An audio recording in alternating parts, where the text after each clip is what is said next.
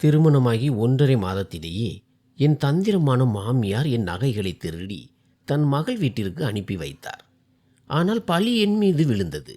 நான் என் நகைகளை தாய் வீட்டிலேயே விட்டுவிட்டு வந்ததாக கூறினார். என் கணவரிடம் உண்மை சொன்னபோது உங்கள் அம்மா தான் திருடினார் என்று கூறினேன். தன் தாயை பற்றி இதை கேட்டவுடன் நான் கர்ப்பமாக இருக்கிறேன் என்பதை கூட யோசிக்காமல் என் கணவர் என் முகத்தில் ஓங்கி ஒரு அறை விட்டார். நான் வயிற்றின் மேல் குப்புற விழுந்ததில் என் குழந்தை இறந்துவிட்டது. நான் மருத்துவமனையில் அனுமதிக்கப்பட்ட போது வெளிப்பார்வைக்கு என் நாத்தனார் என்னை கவனித்து கொள்ள வந்தார். அப்போது என் கணவர் நாத்தனாரின் கைகளில் என் வளையல்களை கொடுத்து, சகோதரி, யோசித்து பாருங்கள், என் மகனுக்கு வேறு பெண் கிடைத்துவிடும். ஆனால் உங்கள் மகளின் ஊர்வலம் திரும்பி சென்றால் அவள் வாழ்க்கை முழுவதும் உங்கள் வீட்டிலேயே முடங்கி கிடக்க வேண்டியிருக்கும் என்று என் வருங்கால மாமியார் மிகுந்த கர்வத்துடன் கூறினார். என் அம்மா தவிப்புடன் என்னை ஏறிட்டு பார்த்தார். நான் அவர்களுக்கு சற்று தொலைவில் தான் இருந்தேன். ஆனாலும் அவர்கள் பேசுவதை என்னால் ஓரளவு கேட்க முடிந்தது. நீங்கள் இதற்கு முன் இப்படி எந்த கோரிக்கையும் வைக்கவில்லையே என்று என் அம்மா உதவியற்ற நிலையில் என் அண்ணனை பார்த்தார். என் மாமியார் கோபமாக பேசுவதை கவனித்த என் அண்ணனால் உடனே வந்து விசாரிக்கும் சூழல் இல்லை. அதனால் அவன் வாசலில் நின்றபடி கவலையுடன் என் அம்மாவை பார்த்து கொண்டிருந்தான். சகோதரி, இதையெல்லாம் நானும் என் மகனும் போட்டுக்கொள்ளப் போவதில்லை. இது எங்களுக்கு பயன்பட போவதும் இல்லை. இதையெல்லாம் உங்கள் மகளின் வசதிக்காகத்தான் நீங்கள் கொடுக்கப் போகிறீர்கள். நாங்கள் இந்த சாமான்களை வைத்துக்கொண்டு என்ன செய்ய போகிறோம்? உங்கள் மகளின் நன்மையை நினைத்து தான் சொல்கிறோம் என்று என் மாமியார் என் அம்மாவை தன் சாமர்த்தியமான பேச்சால் மயக்கினார். நான் கவலையுடன் அம்மாவை பார்த்தேன். அம்மாவுக்கு ஆதரவாக எழுந்து நிற்க முயன்ற போது அம்மா என்னை சைகையால் உட்கார சொன்னார். கைகளை கூப்பி, ஏன் இதை ஒரு பெரிய பிரச்சனையாக்குகிறாய்? உன் மாமியாரின் எல்லா கோரிக்கைகளையும் நிறைவேற்ற நான் முயற்சி செய்கிறேன். அப்போதுதான் திருமணம் மகிழ்ச்சியாக நடக்கும் என்று கூறினார். உன் திருமணத்தில் எந்த சிக்கலும் வரக்கூடாது. நம் வீட்டிலிருந்து ஊர்வலம் திரும்பி சென்று நம் குடும்பத்தின் பெயர் கெட்டு போவதை நான் விரும்பவில்லை. அப்படி நடந்துவிட்டால் உனக்கு மீண்டும் வரன் கிடைப்பது கடினமாகிவிடும் என்று அவர் மிகவும் சோகமாக சொன்னார். பாருங்கள், என் கோரிக்கை மிகவும் சிறியது. உங்களால் அதை நிறைவேற்ற முடியும். நீங்கள் செய்யவில்லை என்றால் நான் ஊர்வலத்தை அழைத்து கொண்டு திரும்பி போய்விடுவேன் என்று என் மாமியார் கடுமையாக கூறிவிட்டு மேடையில் இருந்து இறங்கினார். நான் முன்னே சென்று அம்மாவின் கைகளை பிடித்து, மாமியார் என்ன சொன்னார்? உண்மையை சொல்லுங்கள்.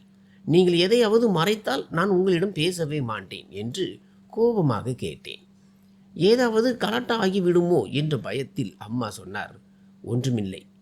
உனக்கு 2 பீரோக்கள் கொடுத்தால் உன் ஆடைகளை வைக்க வசதியாக இருக்கும் என்றுதான் சொன்னார். உன்னிடம் எத்தனை ஆடைகள் இருக்கின்றன என்று உனக்கே தெரியும் அல்லவா என்று என் அம்மா பொய் சொன்னதை கேட்டு நான் திகைத்து போனேன். அவர் அவசரமாக தன் தங்க வளையல்களை கழற்றி என் கைகளில் அணிவித்தார். நான் கவலையில் இருந்தேன். அம்மாவையே பார்த்து கொண்டிருந்தேன். ஏனென்றால் தன் மொத்த தங்க நகைகளிலும் அந்த வளையல்களை மட்டும் தன் வருங்கால மருமகளுக்காக அம்மா வைத்திருந்தார். மற்ற எல்லா நகைகளையும் அவர் ஏற்கனவே விற்றுவிட்டார். இந்த வளையல்கள் மட்டும்தான் மிஞ்சியிருந்தன. நான் போடும் வரை போட்டுக்கொள்வேன். இல்லை என்றால் மகன் திருமணத்தின் போது மருமகளுக்கு அன்பளிப்பாக கொடுத்து விடுவேன் என்று அவர் கூறுவார். ஆனால் மாமியார் சென்ற உடனேயே அந்த வளையல்களை என் மணிக்கட்டில் மாட்டிவிட்டார். அவர் கண்களில் கண்ணீர் இருந்தது. அவற்றை அணிய எனக்கு மனமே இல்லை. ஆனால் அந்த நேரத்தில் நான் நிராயுதபாணியாக இருந்தேன்.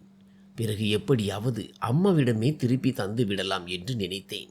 அப்போது என் உறவினர் பிரியா மேடைக்கு வந்து, சினேகா, அமைதியாக மேடையில் உட்கார். எல்லோரும் உன்னை பற்றி பேசிக்கொள்கிறார்கள். மற்றவர்களுக்கு ஏன் பேச வாய்ப்பு கொடுக்கிறாய் என்று என்னை அதட்டினாள். அவள் என்னை விட 2 வயது பெரியவள். நான் அமைதியாக மேடையில் அமர்ந்தேன். ஆனால் என் முகத்தில் இருந்த கவலை மறையவில்லை. என் அம்மா பதற்றத்துடன் ஒவ்வொருவரிடமும் சென்று அவர்களுக்கு ஏதாவது வேண்டுமா என்று கேட்டுக்கொண்டிருந்தார். நான் அவரையே பார்த்து கொண்டிருந்தேன். என் அம்மா மிகுந்த தைரியத்துடனும் உழைப்புடனும் எங்களை வளர்த்தார். தன் வாழ்நாள் சேமிப்பு முழுவதையும் எங்களுக்காகவே செலவழித்தார். அண்ணனை பெரிய கல்லூரியில் படிக்க வைத்தார். என் சீர்வரிசையில் எந்த குறைவும் வைக்கவில்லை. எங்களை அவ்வளவு கஷ்டப்பட்டு வளர்த்த அம்மாவை இப்படி அவமானப்படுவதை எங்களால் பார்க்க முடியவில்லை. என் மாமியார் அவரிடம் என்ன சொன்னாரோ தெரியவில்லை. தன் வளையல்களை அம்மா என் கையில் கொடுத்து விட்டார். அவர்கள் பீரோ பற்றி மட்டும் கேட்டிருந்தால் அம்மா தன் வளையல்களை ஒருபோதும் எனக்கு தந்திருக்க மாட்டார். ஏனென்றால் அந்த வளையல்கள் அவருக்கு அவ்வளவு உயிர். அதை தன் மருமகளுக்கு மட்டுமே கொடுக்க நினைத்திருந்தார். ஆனால் இப்போது எனக்கு மிகவும் ஆச்சரியமாக இருந்தது. எல்லோரையும் கவனித்துக் கொள்வதும் என் வளர்ப்பின் கௌரவத்தை காப்பாற்றுவதும் அவருக்கு முக்கியமாக இருந்தது. நாளை யாரும் இவள் அப்பா இல்லாத பெண், அதனால்தான் இப்படி செய்கிறாள் என்று சொல்லிவிடக்கூடாது என்பதில் உறுதியாக இருந்தார். எந்த சூழலிலும் தன் மானத்தை போக விட்டு விடாதே என்று அம்மா அழுது கொண்டே சொன்னபோது நானும் இன்னும் சத்தமாக அழுதேன். அப்பாவை பற்றிய பேச்சில் அழாமல் இருக்க எந்த பெண்ணால் முடியும்? தந்தையின் அரவணைப்பு மிகவும் தேவைப்படும் நேரத்தில் மக்களின் தேவையற்ற பேச்சுக்கள் இதயத்தை கிழிப்பது போல் இருக்கும். அம்மா என்னை கட்டி அணைத்தார். அப்போது அத்தையும் மேடைக்கு வந்தார். அவரை பார்த்ததும் எனக்கு பெரிய அதிர்ச்சியாக இருந்தது. ஏனென்றால் அப்பா இறந்த பிறகு அவர் எங்கள் வீட்டிற்கு வந்ததே இல்லை. இன்று என் திருமணத்து அன்று அவர் மேடைக்கு வந்ததும் எல்லா வருத்தங்களையும் மறந்து நான் அவரை ஓடி சென்று கட்டி அணைத்து கொண்டேன். எத்தனை வருடங்கள் ஓடிவிட்டன. அவர் என்னை இப்படி அணைத்து நீண்ட காலம் ஆகிவிட்டது. நான் தான் இந்த முழு குடும்பத்திலேயே அவருக்கு மிகவும் செல்லமானவள். நான் வெகு நேரம் அவர் தோளில் சாய்ந்து அழுது கொண்டிருந்தேன். அத்தை தன் விரலில் இருந்த ஒரு தங்க மோதிரத்தை கழற்றி வலுக்கட்டாயமாக என் விரலில் மாட்டினார். நான் ஆச்சரியத்துடன் அவரை பார்த்தேன். அவர் சொன்னார், உனக்காக என்னால் பெரியதாக எதுவும் கொண்டு வர முடியவில்லை. ஆனால் இதில் உனக்கு உரிமை உண்டு. இதை உன் அப்பாவின் கடனாக நினைத்து வைத்துக்கொள். நான் அந்த மோதிரத்தை கழற்ற முயன்றபோது அத்தை சொன்ன கடைசி விஷயம் என்னை பெரிதும் குழப்பத்தில் ஆழ்த்தியது. கடைசியில் அவர் ஏன் அப்படி சொன்னார்? அந்த நேரத்தில் நான் மிகுந்த மன உளைச்சலில் இருந்தேன். அதனால் என்னால் எதுவும் பேச முடியவில்லை. ஒவ்வொருவராக வந்து என்னை கட்டி அணைத்து கொண்டனர். விடைபெறும் நேரத்தில் என் அண்ணன் முன்னால் வந்தான். அவன் என்னை நெஞ்சோடு அணைத்த போது நான் தேம்பி தேம்பி அழத் தொடங்கினேன். அம்மா என் கையை இறுக பிடித்து கொண்டார். எனக்கு தைரியம் சொல்ல முயன்ற அவர் பார்ப்பதற்கு தோல்வியுற்ற ஒரு மனிதரைப் போலவே இருந்தார். என் கைகள் நடுங்கின. அவ்வளவு இரைச்சலிலும் என் இதய துடிப்பை என்னால் கேட்க முடிந்தது. அம்மா என்னை பிடித்து வாசல் வரை அழைத்து வந்தார். இந்த சடங்கே ஒரு விசித்திரமானது தான். ஒரு மனிதனை அவனது சொந்த வீட்டிலிருந்தே அந்நியமாக்கி விடுகிறது. நான் பின்னால் திரும்பி என் வீட்டின் முற்றத்தை பார்த்தேன். அங்கேதான் என் சிரிப்பு ஒரு காலத்தில் எதிரொலித்தது. ஒரு கணம் என் வாழ்வின் 24 ஆண்டுகளும் ஒரு திரைப்படத்தை போல என் கண் முன்னே ஓடின. ஒரு பக்கம் அப்பா என்னுடன் நடந்து வந்து எனக்கு முதல் அடி எடுத்து வைக்க கற்றுத் தருகிறார். இன்னொரு பக்கம் அவர் கட்டிலில் அமர்ந்து சிரித்து கொண்டே எனக்கு தலை சீவி விடுகிறார். ஒரு பக்கம் என் அம்மா சமையலறையில் எனக்காக சமையல் செய்து கொண்டிருக்கிறார். இன்னொரு பக்கம் என்னை பள்ளிக்கு அனுப்ப தயார் செய்கிறார். நானும் அழுது கொண்டே அடம் பிடிக்கிறேன். ஒரு பக்கம் என் அண்ணன் என்னுடன் முற்றத்தில் கண்ணாமூச்சி விளையாடுகிறான். இன்னொரு பக்கம் சண்டையிடும் போது என்னை அடிக்கிறான். நான் அழுது கொண்டே பின்னால் பார்த்தபோது அண்ணன் என் கையை பிடித்து முன்னே அழைத்து சென்றான். இப்படி பின்னால் திரும்பி பார்க்கக்கூடாது, அது நல்லதல்ல என்று அம்மா அதட்டினார். நான் அவர் பேச்சை பொருட்படுத்தவில்லை. மாமியார் முன்னே வந்து உடனே என் கையை பிடித்து கொண்டார். நாங்கள் காரில் ஏறினோம். எனக்கு மூச்சு முட்டுவது போல் இருந்தது. அழுததால் மூச்சு விடவே சிரமப்பட்டேன். மாமியார் உடனே எனக்கு தண்ணீர் கொடுத்தார். என் கணவர் காரின் ஜன்னல்களை திறந்து விட்டார். எனக்கு சற்று நிம்மதி கிடைத்ததும் மாமியாரும் அமைதியானார். காரில் விளக்கு எரிய தொடங்கிய போது மாமியாரின் பார்வையை உணர்ந்து நான் நிமிர்ந்து பார்த்தேன். அவர் என்னை பார்ப்பதற்கு பதிலாக என் வளையல்களையே பார்த்து கொண்டிருந்தார். அப்போதுதான் எனக்கு புரிந்தது, ஒருவேளை அம்மாவிடம் இவர் இதை பற்றி தான் வற்புறுத்தி கொண்டிருப்பாரோ என்று. சீர்வரிசையில் எனக்கு சில நகைகளை கொடுக்க சொல்லி அவர் கேட்டிருக்கலாம். நான் மனதளவில் மிகுந்த வருத்தத்தில் இருந்தேன். கணவரும் வரதட்சணை கேட்பார் என்று நான் எதிர்பார்க்கவில்லை. ஒரு வழியாக நாங்கள் வீட்டை அடைந்தபோது வீடே ஒரு விசித்திரமான நிசப்தத்தில் இருந்தது. எனக்கு ஆச்சரியமாக இருந்தது. பேருந்துகளில் பின்னால் வந்து கொண்டிருந்த உறவினர்கள் எங்கே போனார்கள் என்று தெரியவில்லை. அவர்கள் பின்னே வருவார்கள் என்று நினைத்தேன். ஆனால் வீட்டில் ஒரு விளக்கு கூட எரியவில்லை. அப்போது என் மாமியார் சொன்னார், எல்லோரும் அவரவர் வீட்டிற்கு சென்று விட்டார்கள். இனி ரிசப்ஷன் அன்று தான் வருவார்கள். நீ சீக்கிரம் உள்ளே வா. அவர் தன் மகளை அதட்டி, சீக்கிரம் கதவை திறந்து அண்ணியை வரவேற்பு செய் என்றார். என் நாத்தனார் வேகமாக பூட்டை திறந்து வீட்டிற்குள் வந்து பெரிய கதவை திறந்தாள். நாங்கள் உள்ளே வந்தபோது அந்த கார் ஓட்டுநர் சொன்னார், ஐயா, கொஞ்சம் நில்லுங்கள். எனக்கு தர வேண்டிய பணத்தை கொடுத்து விடுங்கள். எனக்கு அவசரம். அந்த மனிதர் சொன்னதை கேட்டு நான் கவலையுடன் என் மாமியாரை பார்த்தேன். அவர் துளியும் வெட்கமின்றி சொன்னார், இது வாடகை கார், நம்முடையது அல்ல. இப்போது அதற்கு வாடகை கொடுக்க வேண்டும். உன்னிடம் கொஞ்சம் பணம் இருக்கிறதா? உனக்கு அன்பளிப்பாக பணம் கிடைத்திருக்குமே, அதை கொடுத்து விடு. அவர் இதை சொன்னபோது நான் அவசர தேவைக்கு இருக்கட்டும் என்று அம்மா என் பையில் வைத்திருந்த 2000 ரூபாயை பார்த்தேன். நான் இல்லை என்று தலையசைத்தேன். ஆனால் மாமியார் முன்னே வந்து என் பையை பிடுங்கி அதிலிருந்த பணத்தை எடுத்து அந்த ஓட்டுநரிடம் கொடுத்தார். அவர் அமைதியாக சென்று விட்டார். என் கண்கள் கலங்கின. எப்படிப்பட்ட மனிதர்களுடன் எனக்கு உறவு ஏற்பட்டு விட்டது என்ற கவலையில் தலை வெடிப்பது போல் இருந்தது. நான் சோகமான புன்னகையுடன் வெளியே பார்த்து கொண்டிருந்த போது நாத்தனார் தோட்டத்தில் இருந்த சில பூக்களை பறித்து என் மேல் எறிந்து, வாருங்கள் அண்ணி, உங்களை இந்த வீட்டிற்கு வரவேற்கிறோம் என்று கூறினாள். அவள் சொன்னதை கேட்டு நான் புன்னகைத்தேன். கணவர் என் கையை பிடித்து உள்ளே அழைத்து செல்வதற்கு பதிலாக அவராகவே தனியாக உள்ளே சென்று விட்டார். என் மாமியாரும் என்னை பிடித்து அழைத்து செல்ல வேண்டும் என்று நினைக்கவில்லை. அந்த கனமான லெஹங்காவை அணிந்து கொண்டு என்னால் நடக்கக்கூட முடியவில்லை. மிகுந்த சிரமத்துடன் உள்ளே வந்தபோது அவர்கள் அனைவரும் சோபாவில் தூக்க கலக்கத்தில் சாய்ந்து கிடப்பதை கண்டேன். எனக்கு உட்காரக்கூட இடமில்லை. புதிய மருமகள் வந்திருக்கிறாள், அவளுக்கு இடம் கொடுங்கள் என்று கூட யாரும் சொல்லவில்லை. ஒவ்வொருவரும் தங்களை பற்றி மட்டுமே கவலைப்பட்டார்கள். விசித்திரமான சுயநலவாதிகள். அவர்களை பற்றிய முதல் பிம்பமே எனக்கு மிகவும் மோசமாக அமைந்தது. இங்கே உட்கார இடமில்லை, நீ ஒன்று செய், நாங்கள் உடை மாற்றி விட்டு வரும் வரை எங்கள் அனைவருக்கும் ஒரு நல்ல ஸ்ட்ராங்கான டீ போடு. ரொம்ப ஆசையாக இருக்கிறது, உடல் சோர்வாகவும் இருக்கிறது. நாங்கள் அனைவரும் மிகவும் களைத்து போயிருக்கிறோம். இதோ இங்கே சமையலறை இருக்கிறது, அங்கே போ, எல்லா சாமான்களும் அங்கேயே கிடைக்கும் என்று என் நாத்தனார் கூறிவிட்டு அறை நோக்கி சென்றாள். நான் அதிர்ச்சியில் உறைந்து போனேன். இந்த வீட்டிற்குள் வந்து 5 நிமிடம் கூட ஆகவில்லை. அதற்குள் இந்த வீட்டின் பொறுப்புகளை என் பிஞ்சு தோள்களில் சுமத்தி விட்டார்களே. இவர்கள் என்னிடம் இப்படி நடப்பார்கள் என்று நான் சிறிதும் எதிர்பார்க்கவில்லை. ஆனால் அவர்கள் செய்ததோ என் கற்பனைக்கு முற்றிலும் மாறாக இருந்தது. நான் கவலையுடன் சமையலறைக்குள் வந்தேன். திருமணமானதிலிருந்து இந்த துயரம் என் உள்ளங்கை ரேகையிலேயே எழுதப்பட்டு விட்டது போல் இருந்தது. நான் பதற்றத்துடன் சமையலறைக்குள் வந்தேன். எந்த பொருள் எங்கே இருக்கிறது என்று எதுவுமே புரியவில்லை. பாலை தேடி எடுத்தால் டீ தூள் கிடைக்கவில்லை. பால் நீண்ட நேரம் கொதித்து கொண்டிருந்தது. பிறகு ஒரு வழியாக தேயிலையும் சர்க்கரையும் கிடைத்தன. நான் சுவையான டீ போட்டுவிட்டு அனைவருக்காகவும் காத்திருந்தேன்.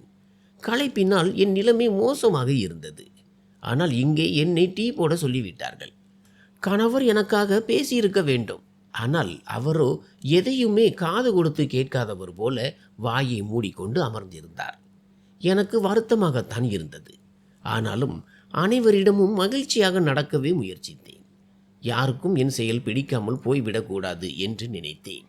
ஆனால் என் கணவர் கூட என் பக்கம் நிற்கவில்லை என்பதுதான் எனக்கு மிகுந்த வேதனையே அளித்தது. அவள் புது பெண். இப்போதே அவளிடம் ஏன் வேலை வாங்குகிறீர்கள் என்று அவர் கேட்டிருக்க வேண்டும். ஆனால் அப்படி எதுவும் நடக்கவில்லை. மருமகளே, இங்கே நின்று என்ன செய்கிறாய்? எல்லோருடைய அறைக்கும் சென்று அவர்களுக்கு டீ கொடுத்து விட்டு வா. சீக்கிரம் போ, சபாஸ் என்று மாமியார் என் முதுகில் தட்டி கொடுத்து விட்டு சென்றார். என்னால் நம்பவே முடியவில்லை. ஆனாலும் புகுந்த வீட்டில் என் முதல் அபிப்பிராயம் மோசமாக அமைந்துவிடக்கூடாது என்பதால் எல்லா அறைகளுக்கு சென்று டீ கொடுத்து விட்டு வந்தேன். என் அறைக்கு வந்தபோது கணவர் படுக்கையில் படுத்திருந்தார். நான் அவரை அழைத்தேன். ஆனால் அவர் அதை கேட்கவில்லை. அப்போது என் மாமியார் கதவை தட்டாமலேயே அறைக்குள் வந்து விட்டார். அவர் மிகுந்த பதற்றத்துடன் காணப்பட்டார். ரோஹித், எழுந்து நில். இரவு 12 மணி ஆவதற்கு முன்பே இந்த விலை உயர்ந்த உடையை திருப்பி தந்துவிடு. எங்கேனும் கரைப்பட்டு விடப் போகிறது. பிறகு அவன் பணத்தை ஏற்றிவிடப் போகிறான். சீக்கிரம் செய். என் மாமியார் என்னை சுற்றி சுற்றி வந்து உடையை நன்றாக பரிசோதித்து விட்டு சொன்னார், சீக்கிரம் இதை கலற்று. இது வாடகைக்கு எடுத்த உடை. 12 மணிக்குள் திருப்பி தர வேண்டும். இல்லை என்றால் அடுத்த நாளுக்கான வாடகையும் சேர்ந்துவிடும். உனக்காக இவ்வளவு பணம் கேட்ட என்னிடம் வீண் காசு ஏதும் இல்லை. 12 மணி ஆவதற்குள் சீக்கிரம் செய். அவர் இதை சொன்னபோது நான் அதிர்ச்சியில் உறைந்து நின்றேன். இந்த உடை வாடகைக்கு எடுத்ததா? எனக்காக வாங்கப்பட்டதல்லவா? அதாவது நான் யாரோ உடுத்தி கலைந்த உடையே அணிந்திருக்கிறேனா? இதை அறிந்ததும் எனக்கு தலை சுற்றுவது போல் இருந்தது. நான் தடுமாறி சென்று சுவரை பிடித்து கொண்டேன். மாமியார் கோபத்துடன் தன் மகனின் தலைமாட்டிற்கு சென்று நின்றார். சீக்கிரம் எழுந்து உன் சோம்பேறி மனைவியிடம் சொல். சீக்கிரம் உடையை கழற்றி கொடுக்க சொல். நாம் 2 நாள் வாடகையை கட்ட வேண்டிய நிலை வரக்கூடாது. இந்த சிறுமிக்காக வீணடிக்க என்னிடம் அவ்வளவு பணம் இல்லை. 12 மணிக்குள் இந்த துணி போகாவிட்டால் 2வது நாள் வாடகை விழுந்துவிடும். அதை நான் அனுமதிக்க மாட்டேன்.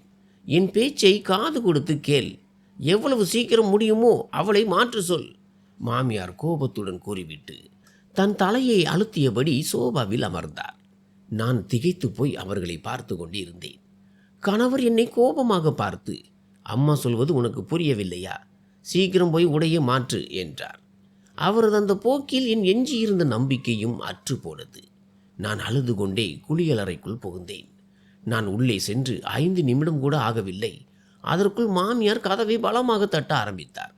சீக்கிரம் செய், ஏன் இவ்வளவு நேரம் எடுக்கிறாய்? துணியை ஜாக்கிரதையாக கலற்று, எங்கேனும் கிழிந்துவிடப் போகிறது. ஒரு நூல் கிழிந்தால் கூட முழு பணத்தையும் நீ தான் தர வேண்டும். உன்மேல் நான் வீணாக பணம் செலவழிக்க மாட்டேன். மாமியார் வெளியே நின்று கத்தி கொண்டிருந்தார். நான் அழுது கொண்டே மங்கலான பார்வையுடன் உடையை மாற்றிக்கொண்டு வெளியே வந்தேன். மாமியார் அந்த உடையை உடனே அங்கும் இங்கும் திருப்பி பார்த்துவிட்டு ஒரு பெட்டியில் அடைத்து கணவரிடம் கொடுத்து, போய் திருப்பி தந்து விட்டு வா என்று அனுப்பினார். தாங்கள் ஒரு வசதியான குடும்பம் என்றும் சொந்தமாக கார் இருக்கிறது என்றும் அவர்கள் காட்டியிருந்தார்கள். அந்த விலையுயர்ந்த உடையை பார்த்தபோது நானும் வியந்து போய் இருந்தேன். ஆனால் இப்போதுதான் உண்மை தெரிந்தது. அது எனக்காக வாங்கப்பட்டதல்ல, யாரோ உடுத்திய பழைய உடை. இரவு கணவர் வந்தபோது நான் வருத்தத்தில் முகத்தை திருப்பி கொண்டு படுத்து கொண்டேன். என்ன விஷயம்? நீ கோபமாக இருப்பது போல் தெரிகிறது. ஏதேனும் நடந்ததா என்று அவர் கேட்டார். இன்று என்ன நடந்தது என்பதே தெரியாதவர் போல அவர் நடித்தார். உங்களால் எனக்காக ஒரு உடை கூட வாங்க முடியவில்லையா? அதையும் வாடகைக்கு எடுத்தீர்களா? அந்த கார் கூட உங்களுடையது இல்லையா? வாடகையா? எல்லாம் வாடகை தானா? இந்த வீடாவது உங்களுடைய சொந்த வீடு தானா என்று நான் சற்று கோபமாக கேட்டேன். என் கணவர் ஆத்திரத்துடன் படுக்கையிலிருந்து எழுந்து உட்கார்ந்தார். உன்னை விட உரத்த குரலில் என்னால் பேச முடியும். இனிமேல் என்னிடம் இந்த துணியில் பேசாதே. இல்லை என்றால் என்னை விட மோசமானவன் யாரும் இருக்க மாட்டான். அந்த உடை ஒரு நாள் மட்டும் உடுத்த வேண்டியது. அதற்கு ஏன் காசை வீணாக்க வேண்டும்? 500 ரூபாய் சும்மாகவே வீணாகி போயிருக்கும். நீங்கள் பெண்கள் எப்போதும் முட்டாள்கள்தான். உங்கள் மூளை தலையில் இல்லை, முழங்காலில் இருக்கிறது. அவ்வளவு விலை உயர்ந்த உடையை வைத்துக்கொண்டு என்ன செய்வாய்? ஒரு முறை தானே உடுத்தப் போகிறாய். அதற்கு பிறகு அது சும்மா தானே இருக்கப் போகிறது. அதனால்தான் ஒரு முறை உடுத்திவிட்டு திரும்பி தரும்படியான உடையை எடுத்தோம். தன் வாய்க்கு வந்ததை எல்லாம் அவர் பிதற்றிக் கொண்டே இருந்தார். அந்த தருணத்தில் எனக்கு ஒன்று புரிந்தது. இந்த வீட்டில் எனக்கான இடத்தை பிடிக்க நானே ஏதேனும் செய்தாக வேண்டும். என் கணவர் எனக்கு துணையாக இருக்கப் போவதில்லை. அவர் மற்றவர்கள் சொல்வதை கேட்டு ஆடும் சுபாவமும் கொண்டவர். அந்த இரவு முழுவதும் அழுது கொண்டே கழிந்தது. கணவரின் போக்கு என்னை சிதைத்து விட்டது. அவர்தான் என் நம்பிக்கையின் கடைசி ஒளிக்கீற்றாக இருந்தார். அன்றுதான் எனக்கு புரிந்தது, அந்த மனிதர்கள் பேராசைக்காரர்கள் மட்டுமல்ல, பொய்யர்களும் கூட. எங்கள் குடும்பத்திலேயே முதல் முறையாக ஒரு பெண்ணிற்கு இப்படிப்பட்ட ஒரு திருமணம் நடந்திருந்தது. அதற்கு பலனாக இதுதான் கிடைத்திருந்தது. மறுநாள் காலை நான் மகிழ்ச்சியாக இல்லை என்பதை யாருக்கும் தெரியப்படுத்தவில்லை. கணவர் எனக்கு திருமண இரவில் ஒரு லாக்கெட் கொடுத்திருந்தார். காலையில் தயாரானதும் அதை அணிந்து கொண்டேன். அது அதிக கனமாக இல்லை, ஆனால் தங்கத்தை போலவே இருந்தது. அதிலிருந்த வெள்ளை கற்கள் வைரத்தை போல ஜொலித்தன. அது எனக்காகவே பிரத்யேகமாக செய்யப்பட்டது என்று நான் நினைத்தேன். என் உறவின பெண்ணிடம், பார், என் கணவர் எனக்கு இதை பரிசாக கொடுத்திருக்கிறார், எவ்வளவு அழகாக இருக்கிறது என்று காட்டிவிட்டு எழுந்தபோது என் நாத்தனார் கோபமாக அறைக்குள் நுழைந்தாள். உன் நாடகம் முடிந்து விட்டதென்றால் என் செயினை திரும்பி தந்துவிடு. இதை என் கணவர் எனக்கு பரிசாக கொடுத்தது. இது மிகவும் விலை உயர்ந்தது. உன் கணவர் உனக்காக எதையுமே வாங்கவில்லை. ஒரே ஒரு இரவு மட்டும் அவளிடம் கொடு, தன் தோழிகளிடம் காட்டட்டும், பிறகு திருப்பி தந்து விடுவாள் என்று நான் கொடுத்தேன். நீ என்னவோ இது உன்னுடையது என்றே நினைத்து விட்டாய் போலிருக்கிறது. இது உன் கணவருடையது அல்ல, என்னுடையது. இப்போது பேசாமல் சீக்கிரம் என்னிடம் கொடுத்து விடு. நாத்தனார் இப்படி பேசியதை கேட்டு என்னால் நம்பவே முடியவில்லை. தலை சுற்றி கீழே விழ பார்த்தேன். இவர்கள் எங்களிடம் இன்னும் எத்தனை பொய்களை சொல்லியிருப்பார்கள். கணவரிடம் இன்னும் என்னால் பேச முடியவில்லை. என் இதயத்தில் பல புகார்கள் இருந்தன. ஆனால் மக்களிடம் இதை சொல்லி என் மானத்தை நானே கப்பலேற்ற விரும்பவில்லை. வரவேற்பின் போது என் மகன் அவளுக்காக பார்த்து பார்த்து 1,00,000 ரூபாயில் தைத்தது என்று மாமியார் பெருமையாக சொன்ன அந்த உடையும் வாடகை உடை என்று தெரிந்தது. என் மாமியார் கொடுத்த நகைகளும் போலியானவை. இப்போது இந்த வீடாவது அவர்களுக்கு சொந்தமானதா இல்லையா என்பதை தேடும் முயற்சியில் இறங்கினேன். இவர்கள் எங்களை மிகப்பெரிய ஏமாளியாக்கி விட்டார்கள். அவர்கள் இப்படி இருப்பார்கள் என்று நாங்கள் சிறிதும் எதிர்பார்க்கவில்லை. இதெல்லாம் என் அம்மாவுக்கு தெரிந்தால் அவர் எவ்வளவு வேதனைப்படுவார். என் அண்ணனோ இவர்களை பழிவாங்க துணிந்து விடுவான். அதனால் இப்போதைக்கு இதை ஒரு ரகசியமாகவே வைத்திருக்கிறேன். யாரிடமும் எதையும் சொல்லவில்லை. என் குடும்பத்தின் மானம் போய்விடக்கூடாது என்று நான் நினைத்தேன். ஏனென்றால் நான் எப்படிப்பட்ட வீட்டில் வாழ்க்கைப்பட்டு இருக்கிறேன் என்று தெரிந்தால் உறவினர்கள் எல்லோரும் என் அம்மாவைத்தான் கேவலமாக பேசுவார்கள். இவர்கள் எங்களுக்கு செய்ததெல்லாம் துரோகம். இந்த வீடு யார் பெயரில் இருக்கிறது என்று அன்று இரவு என் கணவரிடம் கேட்டேன். இது என் அப்பாவின் பெயரில் இருக்கிறது. இப்போது வழக்கு நடந்து கொண்டு இருக்கிறது. என் 2 அத்தைகளும் இந்த வீட்டில் பங்கு கேட்கிறார்கள். நாங்கள் இன்னும் கொடுக்கவில்லை. அதனால்தான் அவர்கள் வழக்கு தொடர்ந்துள்ளனர் என்று அவர் கூறினார். இதை அறிந்ததும் என் துக்கம் இன்னும் அதிகமானது. ஒரு புதிய சங்கடம் எனக்காக காத்திருந்தது. மற்ற எல்லா விஷயங்களையும் நான் கண்டுகொள்ளாமல் விட்டுவிட்டாலும் இந்த வீட்டுக்காக நீதிமன்றத்தில் வழக்கு நடக்கிறது என்ற உண்மையை என்னால் எப்படி மறக்க முடியும்? மகளே, நீ சந்தோஷமாகத்தானே இருக்கிறாய் என்று வரவேற்பின் போது என் முகத்தை பார்த்து அம்மா கேட்டார். நான் புன்னகைத்தேன். என் மனதில் என்ன நடக்கிறது என்பதை அவருக்கு சிறிதும் தெரியப்படுத்தவில்லை. நாம் பெண் பிள்ளைகள் சிறந்த நடிகைகள். நம் தாயிடம் இருந்து துயரங்களை மறைத்து விடுகிறோம். யாரிடம் எதையும் பகிராமல் நமக்கு நிம்மதி கிடைக்காதோ அவரிடமே எல்லாவற்றையும் மறைக்கிறோம். இந்த நேரத்தில் என் வாழ்க்கையில் என்ன நடக்கிறது என்பதை என் முகத்தில் காட்டிக்கொள்ளவில்லை. அம்மா தன் வாழ்நாள் முழுவதையும் எங்களை ஆளாக்குவதிலேயே செலவிட்டிருந்தார். இப்போது அவர் நிம்மதியாக இருக்க வேண்டிய நேரத்தில் நான் அவருக்கு துயரத்தை கொடுத்து வருத்தப்பட வைக்க விரும்பவில்லை. கடந்த 25 ஆண்டு கால கதையை சொல்லும் அம்மாவின் முகத்தை பார்த்தேன். அவர் காலத்திற்கு முன்பே முதுமையடைந்து விட்டார். வெறும் 20 வயதிலேயே தன்னை விட 15 வயது மூத்த ஒருவருக்கு அவரை திருமணம் செய்து வைத்தார்கள். அந்த மனிதர் ஒரு நல்ல வசதியான குடும்பத்தை சேர்ந்தவர் என்பதற்காகவும் என் அப்பாவுக்கு அம்மாவை பிடித்து போனதாலும் தான் அந்த திருமணம் நடந்தது. அந்த வயது வித்தியாசம் இன்று அவரை இந்த நிலையில் கொண்டு வந்து நிறுத்தியிருக்கிறது. மற்ற பெண்கள் திருமணம் செய்து கொள்ளும் வயதிலேயே என் அம்மா தனிமரமாய் நிற்க வேண்டியதாகிவிட்டது. அம்மாவை 2வது திருமணம் செய்து கொள்ள சொல்லி வற்புறுத்தினார்கள். ஆனால் அவர் மறுத்துவிட்டார். ஏனென்றால் எங்களை ஒரு மாற்றாந்தகப்பனின் நிழலில் வளர்க்க அவர் விரும்பவில்லை. எங்கள் இருவரின் மகிழ்ச்சிக்காக அவர் தன் சந்தோஷங்களை தியாகம் செய்தார். எங்களுக்கு எல்லா சுகங்களையும் கொடுக்க அவர் தன்னால் முடிந்தவரை முயற்சி செய்தார். இப்போது அவர் எங்களுக்காக செய்த தியாகங்களுக்கு பதில் செய்ய வேண்டியது எங்கள் முறை. நான் சிரித்து கொண்டே இருந்தேன். அம்மாவுக்கு தெரியும் என் மனதில் என்ன ஓடிக்கொண்டிருக்கிறது என்று. அவர் என்னை மிகவும் கூர்ந்து கவனித்து கொண்டிருந்தார். நான் அதை தட்டி கழித்து விட்டு இந்த திருமணத்தால் என்னை விட மகிழ்ச்சியானவர் யாருமில்லை என்பது போல காட்டிக்கொண்டேன். என் கணவர் நல்லவர்தான். ஆனால் அவர் பல விஷயங்களில் என்னிடம் பொய் சொல்லிவிட்டார். அதை என் விதி என்று ஏற்றுக்கொண்டேன்.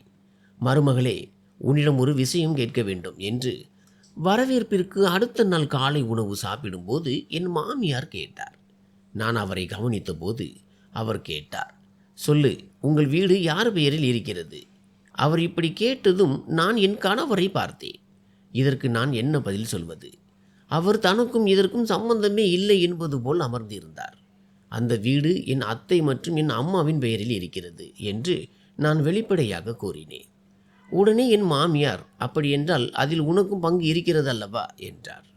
அவர் கேட்ட விதத்தை கண்டு நான் ஆத்திரத்துடன் என் கணவரை பார்த்தேன். அவரோ தோள்களை உயர்த்திவிட்டு அலட்சியமாக இருந்து விட்டார். எனக்கு மிகுந்த கோபம் வந்தது. ஆனாலும் நான் தலையை குனிந்தபடியே இருந்தேன். அப்போது மாமியார், அது மெயின் ரோட்டிற்கு பக்கத்தில் நல்ல பகுதியில் இருக்கிறது. கண்டிப்பாக 1 கோடி அல்லது 2 கோடி பெறும். உனக்கு அதில் நல்ல பங்கு கிடைக்கும். வீடும் பார்க்க அழகாக இருக்கிறது என்று கூறினார். அவர் அப்படி பேசிய விதம் கோபத்தில் என் கன்னங்களை சிவக்க வைத்தது. நான் கைகளை இறுக மூடிக்கொண்டேன். எந்த பதிலும் சொல்லாமல் உணவின் மீதே பார்வையை வைத்திருந்தேன். என் கணவரும் மாமியாரும் எதையோ கணக்கு போட்டு கொண்டிருந்தார்கள்.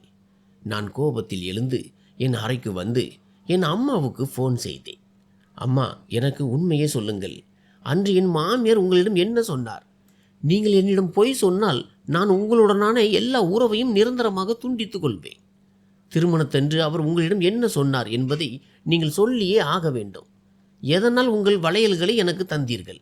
நீங்கள் உண்மையை சொல்லவில்லை என்றால் நான் நிச்சயமாக உங்களிடம் பேச மாட்டேன். என் மிரட்டல் வேலை செய்தது. அம்மா உண்மையை சொல்லிவிட்டார். என் மாமியார் என் அம்மாவின் வளையல்களை பார்த்துவிட்டு அதன் மேல் ஒரு கண் வைத்திருந்தார். அவர்கள் முதலில் கார் வேண்டும் என்று கேட்டிருக்கிறார்கள்.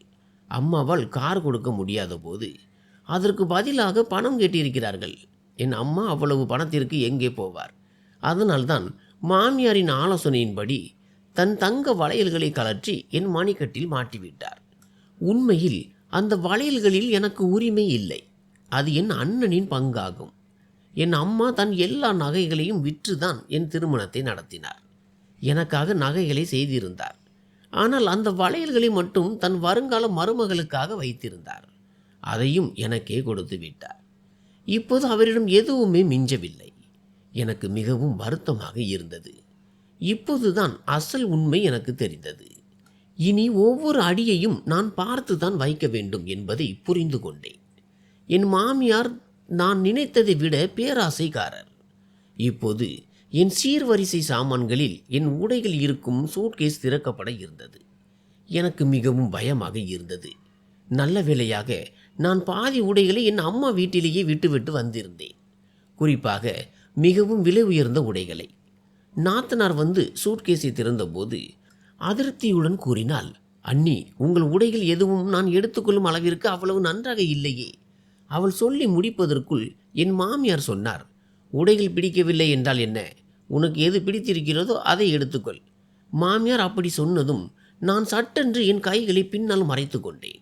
ஏனென்றால் நான் அணிந்திருந்த தங்க மோதிரங்களின் மேல் என் நாத்தனாரின் கண் இருந்தது. என் இந்த செயலால் நாத்தனார் முகத்தை சுளித்தாள். அண்ணி, நான் ஒன்றும் உங்களிடமிருந்து பிடுங்கிக் கொள்ளப் போவதில்லை. எதற்கு இப்படி கைகளை பின்னால் மறைக்கிறீர்கள்?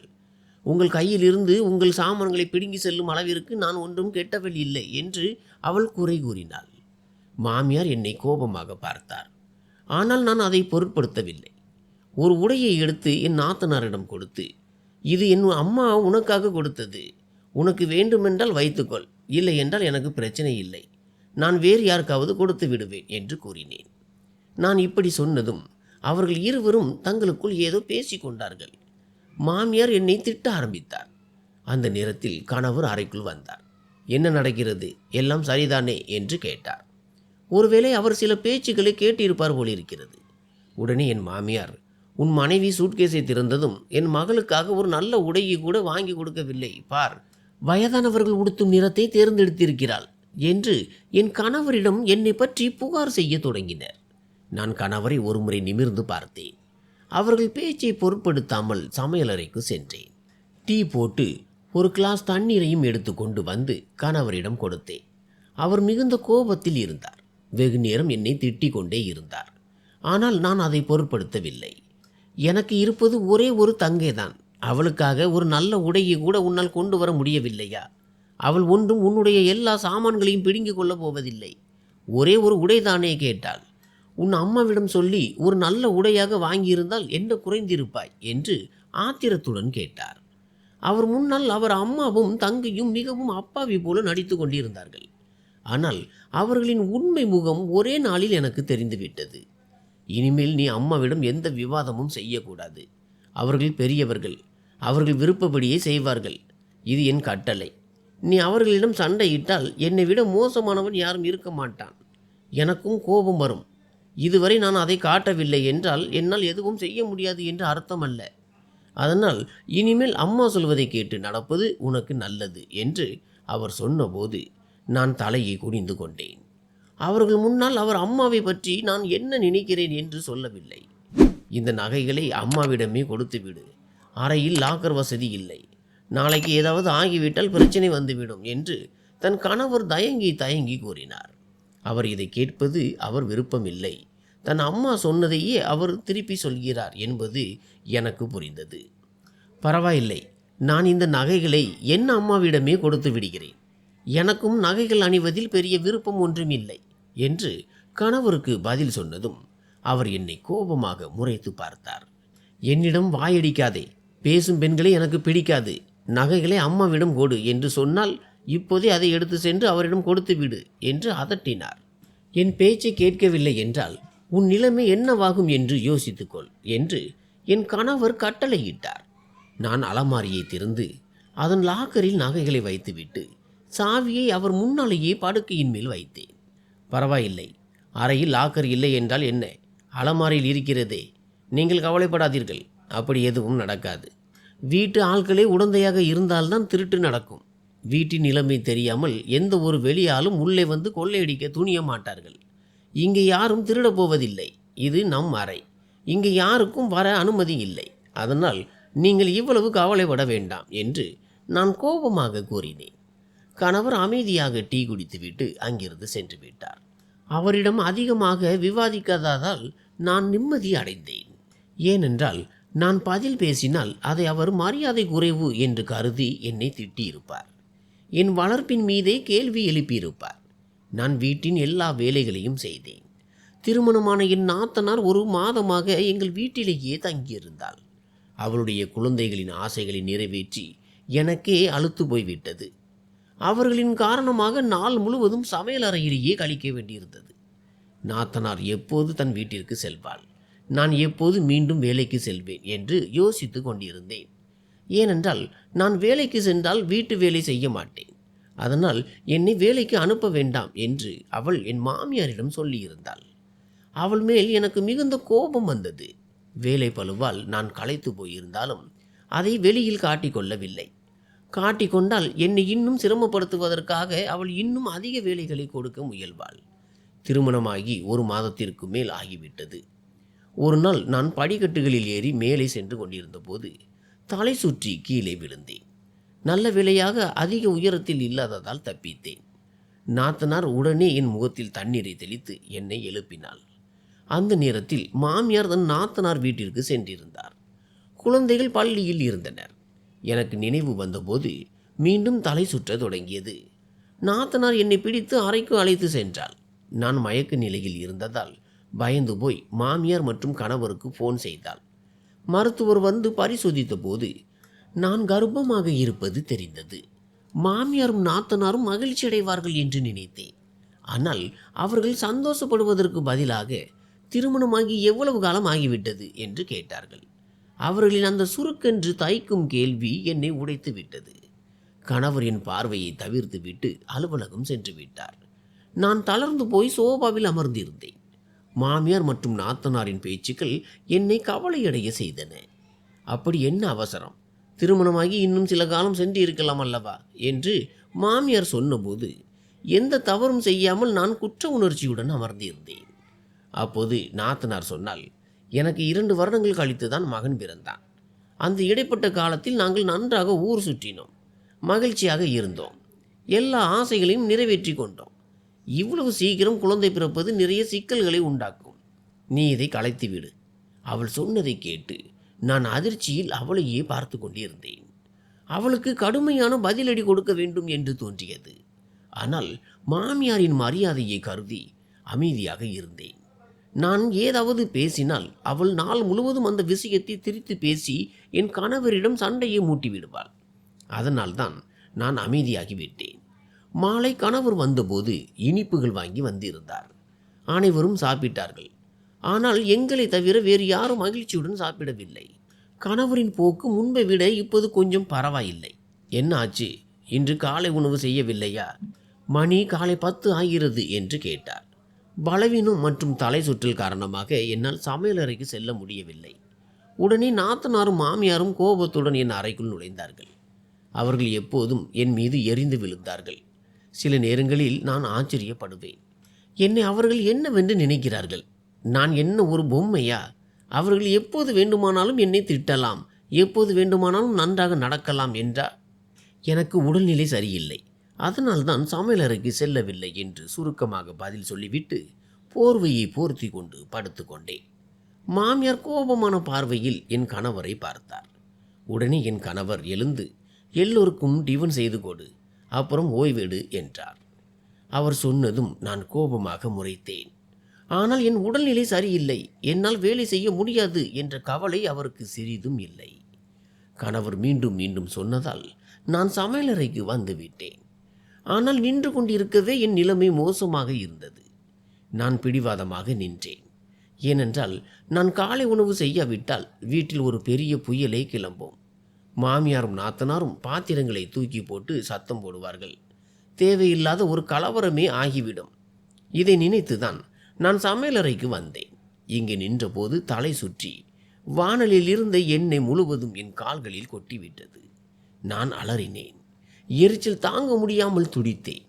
மாமியாரும் நாத்தனாரும் எதிரிலேயே அமர்ந்திருந்தார்கள். ஆனால் எழுந்து வந்து என்னவென்று கூட பார்க்கவில்லை. அறையில் இருந்த கணவர் என் அலறல் சத்தம் கேட்டு ஓடி வந்து என்ன ஆச்சு என்று கேட்டார். என் மேல் எண்ணெய் கொட்டி விட்டது என்று அழுது கொண்டே சொன்னேன். கணவர் என்னை தூக்கி கொண்டு போய் நாற்காலியில் அமர வைத்தார். நான் அழுது கொண்டே இருந்தேன். மருத்துவர் வரவழைக்கப்பட்டு சிகிச்சை அளிக்கப்பட்டது. ஆனால் என்னால் இப்போது சரியாக நடக்க முடியவில்லை. மிகுந்த சிரமமாக இருந்தது. சில நாட்களுக்கு பிறகு நாத்தனார் தன் வீட்டிற்கு திரும்ப போகிறாள் என்ற மகிழ்ச்சியான செய்தியை கேட்டு நான் சொல்லலாம் மகிழ்ச்சி அடைந்தேன். ஏனென்றால் அவள்தான் எங்கள் இருவருக்கும் இடையிலான சண்டைக்கு முக்கிய காரணமாக இருந்தாள். இல்லை என்றால் என் மாமியார் அவ்வளவு கெட்ட பெண்மணி இல்லை என்பது எனக்கு இப்போதுதான் புரிந்தது. அவர் தன் மகள் பேச்சை தான் கேட்பார்.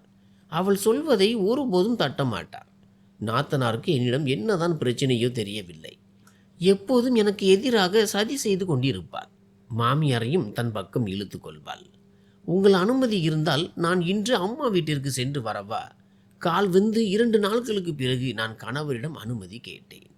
அவர் முதலில் என்னை ஒரு மாதிரி பார்த்தார். பிறகு ஒரு விசித்திரமான தொனியில், என்னிடம் ஏன் கேட்கிறாய்?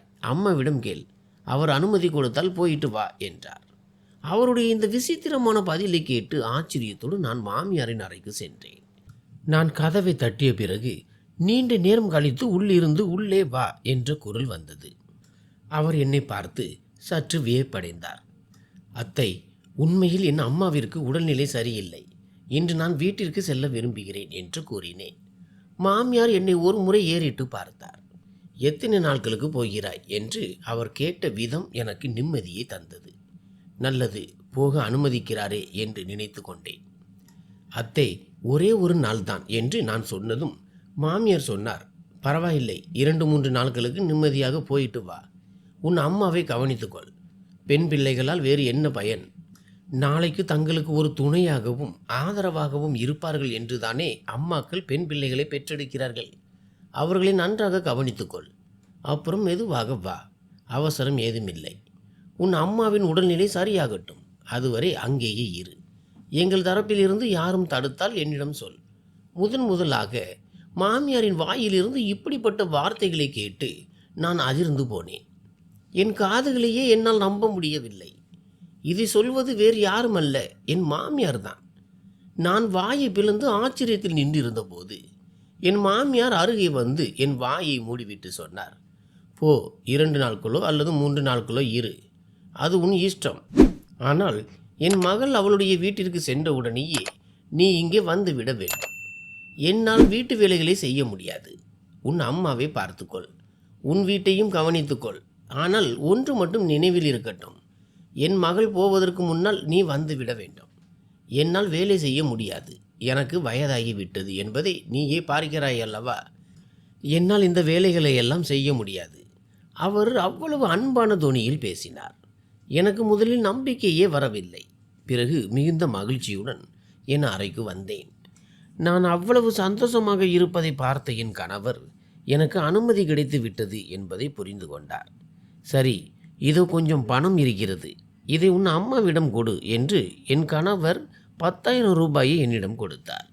அவர் ஏன் என் அம்மாவுக்கு பணம் கொடுக்கிறார் என்று எனக்கு ஆச்சரியமாக இருந்தது. இது எதற்கான பணம் என்று நான் கேட்டபோது அவர் பதிலளிக்காமல் மொபைலில் மூழ்கிவிட்டார். இது எதற்கான பணம் என்று நான் மீண்டும் கேட்டபோது என் கணவர் ஒருவித வெறுப்புடன் என்னை பார்த்தார். இது உன் அண்ணன் அனுப்பியது. 10 நாட்களுக்கு முன்பு ஒரு அவசரத்திற்காக அவரிடம் கேட்டிருந்தேன். மொத்தம் 20,000 ரூபாய் இருந்தது. திருப்பி கொடுக்கும் முன் இப்போது அதிலிருந்து மேலும் எனக்கு 10,000 ரூபாய் அவசரமாக தேவைப்பட்டதால் நான் எடுத்துக்கொண்டேன். பணம் வந்ததும் திருப்பி தந்து விடுகிறேன் என்றார். கணவர் சொன்னதை கேட்டு எனக்கு மிகுந்த கவலையாக இருந்தது. ஏனென்றால் 10,000 ரூபாயில் அண்ணன் வீட்டு செலவுகளை சமாளிப்பது என்பது அவ்வளவு எளிதல்ல. அவரிடம் இது குறித்து பேச நினைத்தேன், ஆனால் சொல்ல முடியவில்லை. அலமாரியில் வைத்திருந்த என் திருமண அன்பளிப்பு பணத்தை எடுக்க சென்றபோது எனக்கு மிகப்பெரிய அதிர்ச்சி காத்திருந்தது.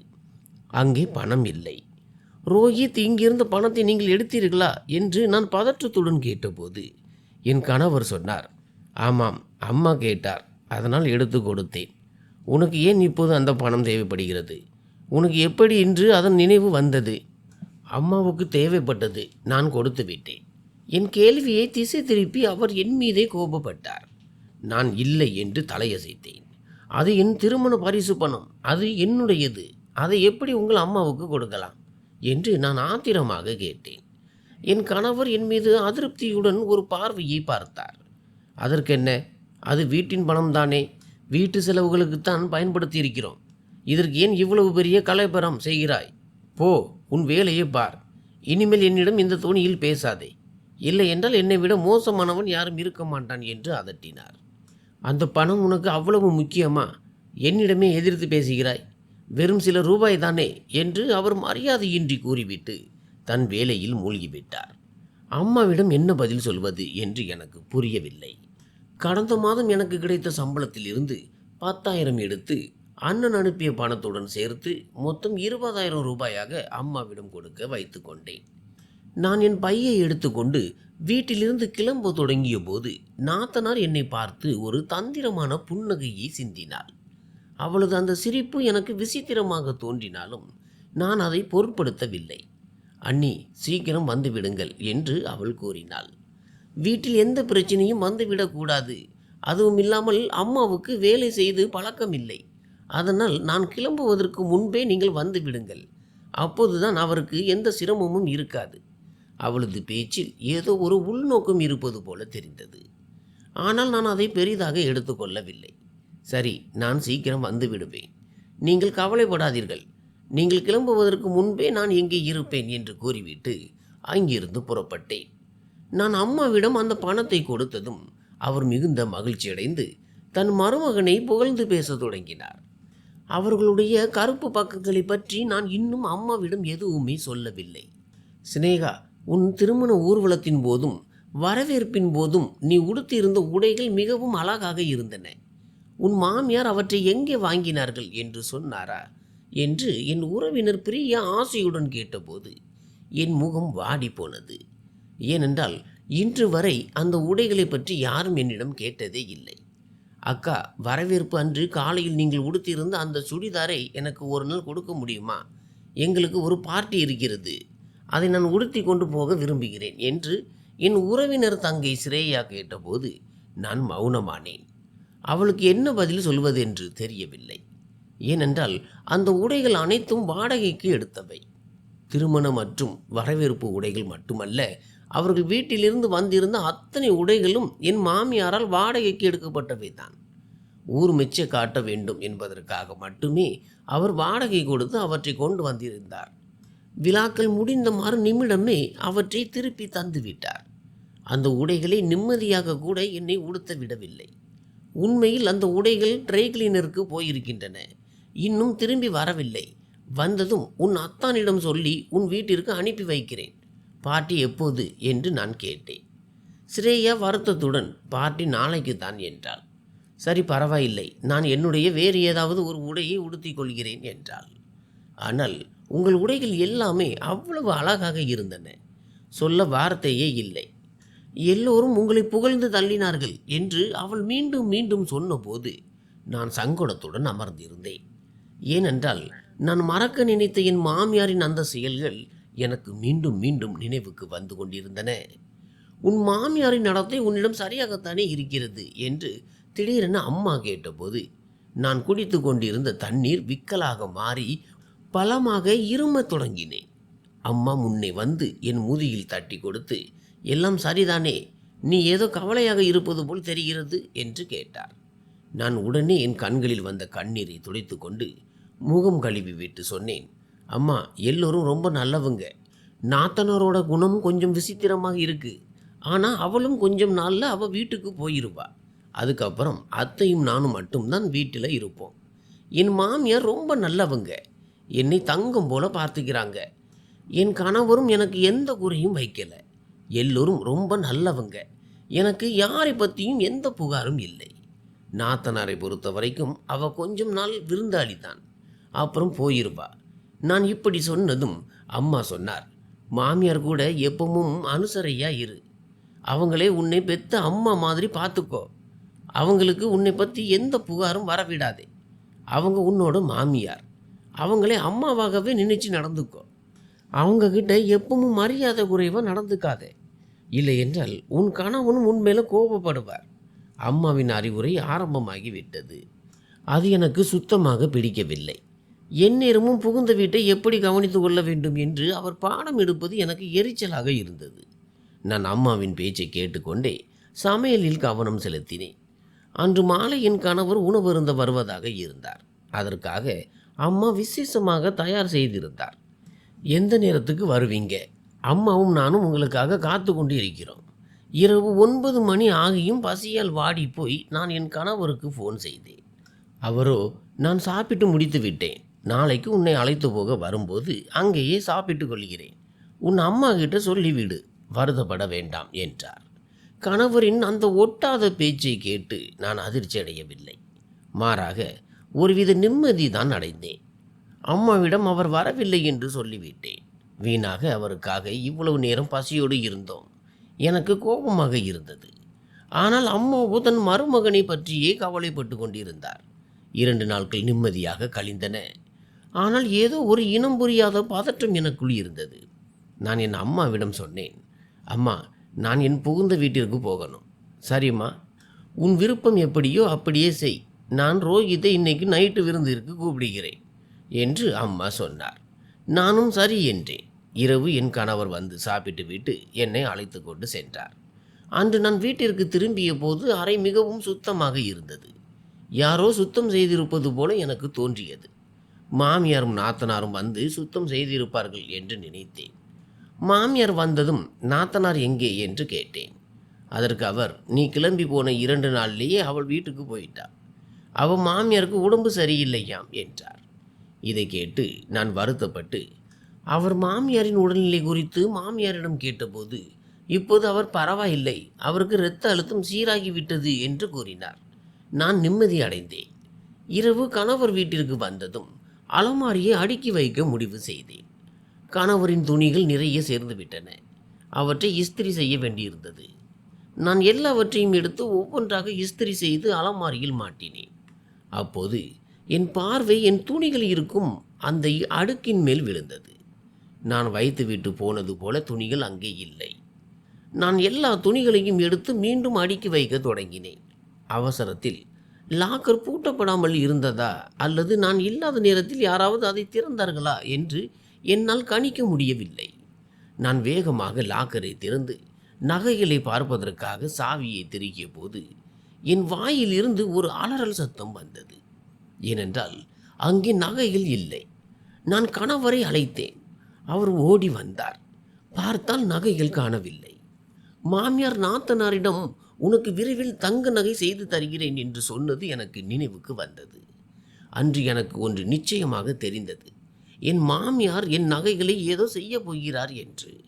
அதனால்தான் நான் பூட்டிவிட்டு சென்றேன். ஒரு சாவி என்னிடமும் இன்னொரு சாவி என் கணவரிடமும் இருந்தது. ஒருவேளை அவரிடம் இருந்த சாவியை எடுத்துதான் மாமியார் நகைகளை தன் வசப்படுத்தி கொண்டாரோ? நகைகள் எங்கே போயின? இங்கேதான் வைத்திருந்தாயா என்று கணவர் பதற்றத்துடன் கேட்டார். நான் உடனே ஆம் என்று தலையசைத்தேன். நிச்சயமாக என் கைகளால் இங்கேதான் வைத்தேன். என்று அழுது கொண்டே சொன்னேன். அப்போது கணவர் கேட்டார், ஒருவேளை அந்த நகைகளை உன் அம்மா வீட்டிலேயே கொடுத்து விட்டு வந்து விட்டாயா? அன்று நீ சொல்லிக் கொண்டு கூட இருந்தாய். அவர் இப்படி சொன்னதும் நான் அவரை முறைத்து பார்த்தேன். இல்லை, உங்கள் முன்னிலையில் தான் இங்கே வைத்தேன். எங்கள் இருவருக்கும் இடையில் வாக்குவாதம் பலமானதால் சத்தம் கேட்டு மாமியார் அறைக்குள் வந்தார். என்ன ஆச்சு? ஏன் இருவரும் சண்டையிடுகிறீர்கள் என்று அவர் ஒன்றுமே தெரியாதவர் போல பேசத் தொடங்கினார். நான் வேகமாக என் புடவை முந்தானையை சரி செய்தேன். அத்தை, என் நகைகளை இங்கே தான் வைத்திருந்தேன், இப்போது அவை இல்லை என்று நான் சொல்லும் போதே என் கண்களில் இருந்து கண்ணீர் வழிந்தது. ஆனால் என் மாமியாரோ என் மீது பாயத் தொடங்கினார். நீதான் எங்காவது வைத்திருப்பாய். ஒருவேளை உன் ஏழை தாயிடம் கொடுத்து விட்டு வந்து விட்டாயா? இப்போது தானே அங்கே போய் விட்டு வந்தாய், எடுத்துக்கொண்டு போகவில்லையா என்று கேட்டார்.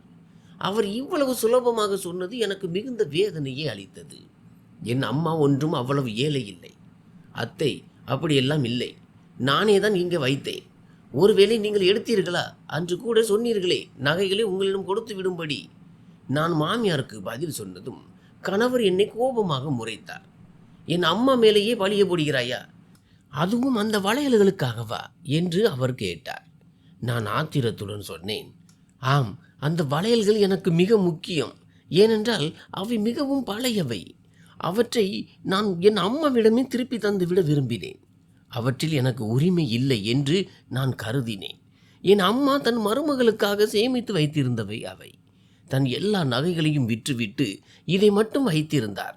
நான் அழுது கொண்டே சொன்னேன், என் அம்மா மீது பழி போட உனக்கு எவ்வளவு தைரியம் என்று என் கணவர் முன்னே வந்து என் முகத்தில் ஓங்கி ஒரு அறை விட்டார். நான் அதிர்ச்சியில் உறைந்து அவரை பார்த்தேன். திருமணத்திற்கு பிறகு முதல் முறையாக அவர் என் மீது கை வைத்தார். பகல் இரவு பாராமல் என்னிடம் காதலை வெளிப்படுத்தி கொண்டிருந்த அதே மனிதர்தான் என்னை அடித்தார் என்பதை என்னால் நம்பவே முடியவில்லை. மகனே, உன் மனைவியின் வளையல்களை நான் ஏன் எடுக்கப் போகிறேன் என்று மாமியார் சோகமாக சொன்னார். இவளே தான் எங்காவது மறைத்து வைத்திருப்பாள். என் மாமியார் என் மீது பழி சுமத்திய போது அவருடைய நடிப்பை கண்டு நான் திகைத்து போனேன். அவர் கண்களில் கண்ணீர் இல்லை. ஆனாலும் தான் அழுவது போல காட்டிக்கொள்ள தன் முந்தானையால் கண்களை துடைத்து கொண்டே இருந்தார். எனக்கு மிகவும் வேதனையாக இருந்தது. நான் எந்த தவறும் செய்யவில்லை என்பதை எப்படி நிரூபிப்பேன் என்று புரியவில்லை. நீங்கள் தான் எடுத்தீர்கள். ஏனென்றால் முதல் நாளிலிருந்தே உங்கள் கண் அந்த வளையல்களின் மேல் இருந்தது. என் அம்மாவிடமும் நீங்கள் அந்த வளையல்களை கேட்டீர்கள். எங்களுக்கு கார் வேண்டும் என்று நீங்கள் தான் என் அம்மாவிடம் கேட்டீர்கள். அவரிடம் கார் வாங்க போதுமான பணம் இல்லாததால் அவர் மறுத்தபோது நீங்கள் பணமாக கேட்டீர்கள். அதற்கும் அவர் மறுத்தபோதுதான் உங்கள் பார்வை அந்த வளையல்களின் மேல் விழுந்தது. திருமணத்தன்றே நீங்கள் அதை கேட்டுவிட்டீர்கள் என்று நான் ஆத்திரத்தில் உண்மைகளை கொட்டிவிட்டேன். நான் கோபத்தில் அதிகமாக பேசியதால் என் கணவர் எதையும் யோசிக்காமல் என்னை ஓங்கி தள்ளினார். நான் வயிற்றின் மேல் குப்பர விழுந்தேன். என் வயிற்றில் கடுமையான வலி ஏற்பட்டது. மாமியார் பயந்து போனார். கணவர் உடனே என்னை நோக்கி வந்தார். ஆனால் நான் அவர் கையை தட்டிவிட்டேன். எல்லா பிரச்சனைகளுக்கும் அவர்தான் காரணம். நான் கதறி அழத் தொடங்கினேன். கணவர் உடனே ஆம்புலன்ஸை அழைத்தார். அவர்கள் என்னை மருத்துவமனைக்கு கொண்டு சென்றார்கள். வலி தாங்க முடியாமல் என் வயிறு வெடிப்பது போல இருந்தது. என் குழந்தை கலைந்து விட்டதாக மருத்துவர் கூறினர். இதை கேட்டதும் நான் இன்னும் சத்தமாக அழுதேன். என் அம்மாவும் அத்தையும் அங்கே வந்தார்கள். மகளே, இதெல்லாம் எப்படி நடந்தது என்று அத்தை கேட்டபோது என் கணவர் அங்கே இல்லை. நான் அழுது கொண்டே அவர் கையை பிடித்து கொண்டேன். என் கணவர் என்னை தள்ளிவிட்டார். நான் உண்மையாகவே நகைகளை எடுக்கவில்லை. என் மாமியாரும் நாத்தனாரும் தான் நகைகளை திருடினார்கள். நான் அழுது கொண்டே உண்மையை சொன்னதும் அத்தை அதிர்ச்சி அடைந்தார். மகளே, யோசித்து சொல், நீ வேறு எங்காவது வைத்திருக்க போகிறாய் என்று அத்தை கேட்டார். நான் இல்லை என்று தலையசைத்தேன். என் கைகளால் அந்த நகைகளை லாக்கரில் வைத்தேன். நான் அம்மா வீட்டிற்கு சென்றபோது அவை அங்கேதான் இருந்தன. ஆனால் திரும்பி வந்தபோது காணவில்லை. நான் அழுது கொண்டே இதை சொல்லி கொண்டிருந்த போது என் கணவர் அங்கே வந்தார். அவருடன் என் மாமியாரும் நாத்தனாரும் இருந்தார்கள். நாத்தனார் எனக்காக சூப் செய்து எடுத்து வந்திருந்தாள். என் நிலைக்கு காரணமானவளே அவள்தான். ஆனால் இப்போது அக்கறையாக இருப்பது போல் நடித்து கொண்டிருந்தாள். அவளை பார்ப்பதே எனக்கு பிடிக்கவில்லை. நான் மௌனமாக படுத்திருந்தேன். என் கண்களில் கண்ணீர் வழிந்தது. அப்போது என் கணவரின் பார்வை என் நாத்தனாரின் கைகளின் மேல் விழுந்தது. இந்த வளையல்கள் என் மனைவியினுடையது அல்லவா என்று என் கணவர் கத்தினார். நாத்தனார் உடனே கைகளை நீட்டி, ஆமாம், இவை என் கணவர் திருமண அனிவர்சரி அன்று எனக்கு பரிசளித்தார். அதனால் தான் இன்று அணிந்து வந்திருக்கிறேன். பார், எவ்வளவு அழகாக இருக்கிறது அல்லவா என்று என் நாத்தனார் பொய் சொன்னாள். கணவர் வேகமாக தன் மொபைலில் திருமண புகைப்படங்களை தேடத் தொடங்கினார். பிறகு அந்த வளையல்களை ஜூம் செய்து பார்த்துவிட்டு தன் சகோதரியை கோபமாக முறைத்தார். உண்மையே சொல், இந்த வளையல்கள் யாருடையது? இல்லை என்றால் இப்போதே உன் கணவருக்கு ஃபோன் செய்து கேட்பேன். அவர் இதை வாங்கியிருந்தால் அவரிடம் ரசீது இருக்குமே என்றார். முதல் முறையாக கணவர் என் பக்கம் நின்று பேசியதைக் கண்டு என் கண்கள் கலங்கின. நீ என் மகளையே திருடி என்று சொல்கிறாயா என்று மாமியார் இடையில் புகுந்து கத்தத் தொடங்கினார். நான் என் கணவரை அமைதியாக இருக்கும்படி சைகை செய்தேன். ஆனால் அவர் உண்மையை தெரிந்து கொள்வதில் என்னை விட தீவிரமாக இருந்தார். சரி, நீ இப்படியே சொல்ல மாட்டாய், இப்போதே உன் கணவருக்கு ஃபோன் செய்கிறேன் என்று அவர் மொபைலை எடுத்ததும் நாத்தனார் பதறி போய் முன்னால் வந்தாள். என் கணவருக்கு ஃபோன் செய்யாதீர்கள், நான் எல்லாவற்றையும் சொல்கிறேன். இந்த வளையல்களை அம்மா தான் எனக்கு கொடுத்தார் என்று எல்லா பழியையும் தன் தாய் மீது போட்டாள். என் மாமியார் எதுவும் பேசாமல் தலை குனிந்து அவமானத்துடன் நின்றார். என் மகள் அணிந்தால் என்ன, மருமகள் அணிந்தால் என்ன, எல்லாம் ஒன்றுதானே என்று அவர் பலவீனமாக தன்னை நியாயப்படுத்த முயன்றார். கணவர் அவ்விருவரையும் ஆத்திரத்துடன் முறைத்து பார்த்தார். இதுவரை என் மனைவி சொன்னதெல்லாம் உண்மைதான். நான் தான் அவளை தவறாக நினைத்தேன். ஆனால் இப்போதுதான் தெரிகிறது அவள் உண்மையானவள், நீங்கள் தான் பொய்யர்கள் என்று. என் கணவர் கோபத்தில் நெருப்பாய் கொதித்து கொண்டிருந்தார். அவர் ஆத்திரத்துடன் அந்த மருத்துவமனை அறையை விட்டு வெளியேறினார். மாமியார் அழுது கொண்டே கீழே அமர்ந்தார். தன் அண்ணனின் பார்வையில் தான் ஒரு திருடி என்று நிரூபணமானதால் அங்கிருந்து நகர்வதே நல்லது என்று நாத்தனார் நினைத்தாள். தயவு செய்து என்னை மன்னித்து விடு. நீ மன்னித்து விட்டால் உன் கணவரும் என்னை மன்னித்து விடுவார். இவை வெறும் சாதாரண வளையல்கள் தானே என்று மாமியார் அழுது கொண்டே கெஞ்சினார். நான் அவரை மன்னித்தேன். ஆனால் என் மனம் அவரை மன்னிக்க விரும்பவில்லை. ஏனென்றால் அவர் என் அம்மாவின் மேல் திருட்டு பழியை சுமத்தியிருந்தார், அதுவும் பொய்யாக. அவர் அழுது கொண்டு இருந்தபோது என் கணவர் மீண்டும் உள்ளே வந்து, சீக்கிரம் கிளம்பு, நாம் வீட்டிற்கு போகிறோம். அம்மா, இதற்காக நான் உங்களை வாழ்நாள் முழுவதும் மன்னிக்க மாட்டேன். என் பார்வையில் நீங்கள் விழுந்து விட்டீர்கள் என்று வெறுப்புடன் கூறினார். அவர் என் கையை பிடித்து வீட்டிற்கு அழைத்து வந்தார். இதுவரை தன் சம்பளம் முழுவதையும் தன் அம்மாவிடமே கொடுத்து வந்த அவர் இனி என்னிடம் கொடுக்க தொடங்கினார். அடுத்த நாள் உடல்நிலை சரியில்லாத காரணத்தால் நான் என் அம்மா வீட்டிற்கு வந்துவிட்டேன். அம்மா என்னை கவனித்து கொண்டிருந்தார். நான் இங்கே வந்து 2 நாட்கள் தான் ஆகியிருந்தது. ஒரு நாள் அத்தை என் உடல்நலம் விசாரிக்க வந்திருந்தார். நான் மகிழ்ச்சியுடன் அவரை சந்தித்தேன். அவர் நீண்ட நேரம் எனக்கு தைரியம் கூறிக்கொண்டிருந்தார். தாங்கள் இருவரும் இரட்டை பிறவிகள் என்று அவர் என்னிடம் கூறினார். எனக்கு 6 வயதாக இருக்கும்போதே எங்கள் பெற்றோர் இறந்து விட்டனர். அப்போது என் இரட்டை சகோதரன் உன் அப்பா ஒரு தந்தையை போல என்னை கவனித்து கொண்டான். அத்தையும் பேசத் தொடங்கியதும் எனக்கு ஆச்சரியமாக இருந்தது. யாரிடமும் கேட்காத நிலையில் அவர் ஏன் திடீரென்று இதை பற்றி சொல்கிறார்? அவன் இரவும் பகலும் உழைத்தான். 2 இடங்களில் வேலை செய்தான். படிப்பில் கவனம் செலுத்தினான். வீட்டை கட்டினான். என் திருமணத்தில் எந்த குறையும் வைக்கவில்லை. ஆனால் கடைசி நேரத்தில் ஒரு அற்ப விஷயத்திற்காக நான் அவனிடம் கோபித்து கொண்டேன். அவனை கடைசி முறையாக பார்க்க கூட என்னால் முடியாமல் போய்விட்டது. அவர் இதை சொன்னபோது நான் வியப்புடன் அவரை பார்த்தேன். அத்தை, நீங்கள் ஏன் எங்களிடம் கோபமாக இருந்தீர்கள்? அப்பா அப்படி என்ன செய்தார்? நீங்கள் ஏன் அம்மாவிடமோ அல்லது அப்பாவிடமோ நேராக பேசியதே இல்லை? என் கேள்விக்கு அத்தையின் கண்களில் கண்ணீர் வழிந்தது.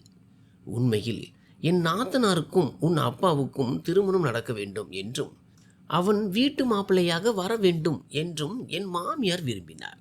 ஆனால் என் சகோதரன் எதற்கும் சம்மதிக்கவில்லை. அவன் என் நாத்தனாரை திருமணம் செய்து கொள்ள தயாராக இருந்தான். ஆனால் ஒருபோதும் வீட்டு மாப்பிள்ளையாக இருக்க விரும்பவில்லை. நான் அவனிடம் கட்டாயப்படுத்தினேன்.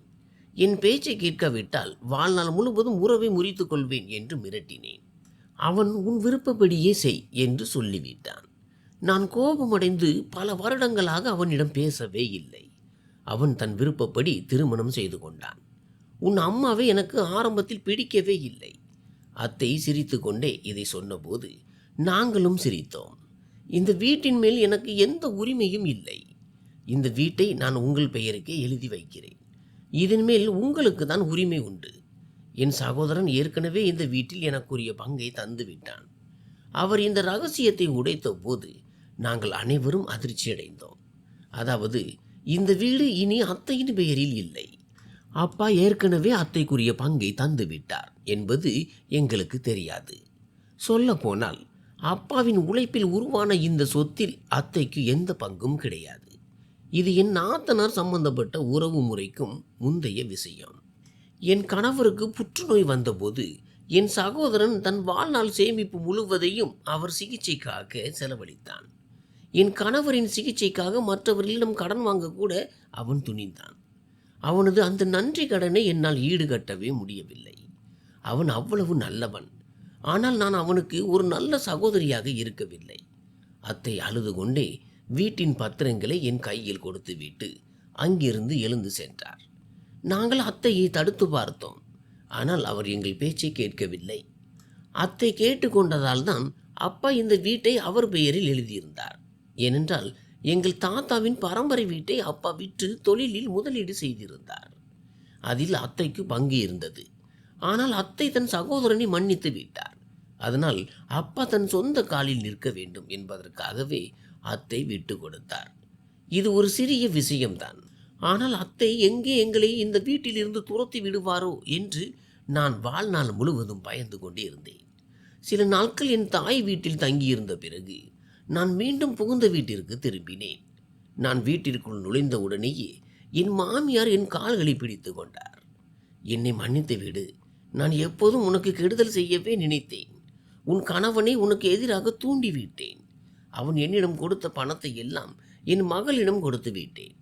யாருக்காக நான் நன்மை தீமை பாராமல் உழைத்தேனோ அதே மகள் இன்று எனக்கு துணையாக நிற்க தயாராக இல்லை. அவள்தான் எனக்கு இந்த தவறான ஆலோசனைகளை வழங்கி உன்னிடமிருந்து என்னை பிரித்தாள். நான் உன்னிடம் மென்மையாக நடந்து கொண்டால் நீ என் மகனை என்னிடமிருந்து பிரித்து விடுவாய் என்று அவள் என்னிடம் கூறினாள். என் மகன் என்னுடனேயே இருக்க வேண்டும் என்பதற்காகத்தான் நான் இதையெல்லாம் செய்தேன். என்னை மன்னித்து விடு. என் மகனின் கோபத்தை என்னால் தாங்கிக் கொள்ள முடியாது. அவனிடம் சொல்லி என்னை மன்னிக்க சொல் மகளே. நீ மட்டும்தான் அவனிடம் எனக்கு மன்னிப்பு வாங்கி தர முடியும். நான் மிகப்பெரிய தவறு செய்துவிட்டேன் என்று எனக்கு தெரியும். இனிமேல் இப்படி ஒருபோதும் செய்ய மாட்டேன். என் மகள் பேச்சை கேட்டு நடக்க மாட்டேன். உன்னை என் சொந்த மகளாகவே கருதுகிறேன். உனக்கு ஒருபோதும் தீங்கு செய்ய மாட்டேன். தயவு செய்து உன் கணவனிடம் பேசு. அவர் மீண்டும் மீண்டும் அதையே சொல்லிக் கொண்டிருந்தார். வார்த்தைகள் மாறினாலும் அதன் அர்த்தம் ஒன்றாகவே இருந்தது. நான் அவர் கைகளை பிடித்து சோபாவில் அமர வைத்தேன். உங்களின் மேல் எனக்கு மிகுந்த மரியாதை இருக்கிறது. நான் இன்றே ரோஹித்திடம் பேசுகிறேன். உங்களுக்கு இவ்வளவு பெரிய தண்டனை கொடுக்கும் அளவிற்கு உங்கள் தவறு ஒன்றும் அவ்வளவு பெரியதல்ல. என் கணவர் வீட்டிற்கு வந்ததும் அம்மாவை மன்னித்து விடுங்கள் என்று அவரிடம் கூறினேன். முதலில் அவர் ஒத்துக்கொள்ளவில்லை. அம்மா வாழ்நாள் முழுவதும் என் தங்கையின் நல்லது கெட்டது என எல்லாவற்றிற்கும் துணையாக இருந்தார். அதனால்தான் அவளுடைய புகுந்த வீட்டினர் அவளை தள்ளி வைத்திருக்கிறார்கள். இவள் ஒருபோதும் திருந்த மாட்டாள். உன் வாழ்க்கையில் தீ வைக்க முயன்றது போல எப்போதும் மற்றவர்கள் வாழ்க்கையிலும் தீயை மூட்டிக்கொண்டே இருப்பாள் என்று என் கணவர் கோபமாக கூறினார். நான் அவருக்கு புரிய வைத்து மாமியாரின் அறைக்கு அழைத்து சென்றேன். அந்த தாயும் மகனும் பல வருட கால புகார்களை ஒருவருக்கொருவர் பகிர்ந்து கொண்டனர். பிறகு மன்னித்து கொண்டனர். மாமியார் எனக்கு நன்றி கூறினார். ஆம், அவர் என்னை மகளாக கருதவில்லைதான். ஆனால் நான் அவரை என் தாயின் இடத்தில் வைத்து பார்த்தேன். சிறிது தவறுகளை நாம் பெரிதுபடுத்தக்கூடாது. உறவுகள் மிகவும் விலைமதிப்பற்றவை. மனிதர்கள் மறைந்த பிறகுதான் அவர்களின் முக்கியத்துவம் என்னவென்று நமக்கு தெரியும். எனவே பிற்காலத்தில் வருத்தப்படாதபடி சரியான நேரத்தில் சரியான முடிவுகளை எடுக்க வேண்டும். இன்று என் மாமியாரும் நானும் மிகுந்த மகிழ்ச்சியான வாழ்க்கையை வாழ்ந்து வருகிறோம். என் நாத்தனார் எங்களை பிரிக்க எவ்வளவோ முயன்றாள். ஆனால் அவள் தோற்று போனாள். நான் என் மாமியாரிடம் அன்பாக நடந்து கொண்டதால் அதன் பலனாக என் அம்மாவிற்கும் என்னை போன்றே ஒரு நல்ல மருமகள் கிடைத்து அவரை ஒரு தாயை போல கவனித்துக் கொள்கிறாள். இப்போது அனைவரும் தங்கள் வாழ்க்கையில் மிகவும் மகிழ்ச்சியாக இருக்கிறார்கள்.